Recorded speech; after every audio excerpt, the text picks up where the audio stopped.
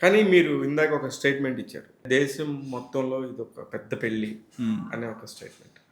కానీ ఖర్చుల పరంగా మాట్లాడితే మాత్రం ఇదొక చాలా ఒక లిమిటెడ్ బడ్జెట్‌లో నీట్‌గా జరిగిన ఒక పెళ్ళిలాగా చెప్పుకోవాలి. ఎందుకంటే వందల కోట్ల బడ్జెట్స్‌లో పెళ్ళిళ్ళైన సంగతి నాకు తెలుసు. నేను కూడా చాలా అటెండ్ అయ్యాను కాబట్టి ఈ పర్టిక్యులర్ టైంలో ఇది ఈ బడ్జెట్‌లోనే చిన్న ఒక మినిమమ్ బడ్జెట్ అనుకుంటే ఎంత బడ్జెట్ అయి ఉండొచ్చు సుమారుగా అందాజా?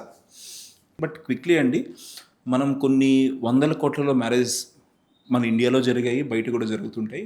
అది అది ఒక స్టేటస్ సింబల్గా కూడా అయింది.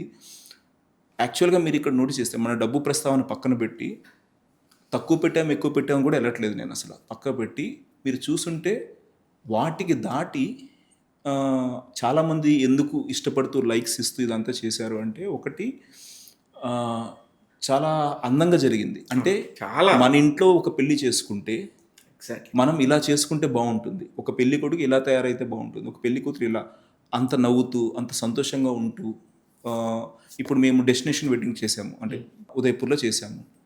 ఎంగేజ్మెంట్ కూడా జరిగింది, ఇంట్లో చిన్న ఫంక్షన్గా జరిగింది. సో చిన్నదనేది I think for some reason అక్కడ కొన్నిసార్లు చిన్నదైనా పెద్దదైనా దానికి ఎంత ఖర్చు పెట్టామనేది పక్కకు పెట్టి, చిన్నదనేది ఖర్చు గురించి కూడా కాదు, కొన్నిసార్లు చిన్న వాటిలో కూడా ఎక్కువ ఖర్చు పెట్టి చేసుకుంటాము. బట్ ఖర్చు గురించి కాదు, మన మనకు సొంతంగా కావాల్సిన వాళ్ళు మన సంతోషాన్ని వాళ్ళ సంతోషంగా ఫీల్ అయ్యే వాళ్ళు మాత్రమే ఉండేలాగా ఉంటే బాగుంటుందన్న ఉద్దేశంలో చాలా క్లోజర్ గ్రూప్లో ఎంగేజ్మెంట్ జరిగింది.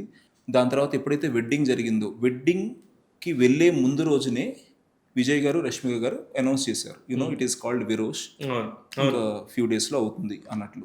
అంటే కొన్ని కోట్లు పెట్టినా రావు. అంతమంది హర్షించారు కదా, అంతమంది ఇష్టపడరు కదా, అంత బ్యూటిఫుల్గా జరిగింది. ఖర్చు కూడా నా వంతుగా నేను చెప్పేసాను అబ్బాయి. 16 కోట్ల చిల్లర అయింది. 20 కోట్ల లోపు అయింది.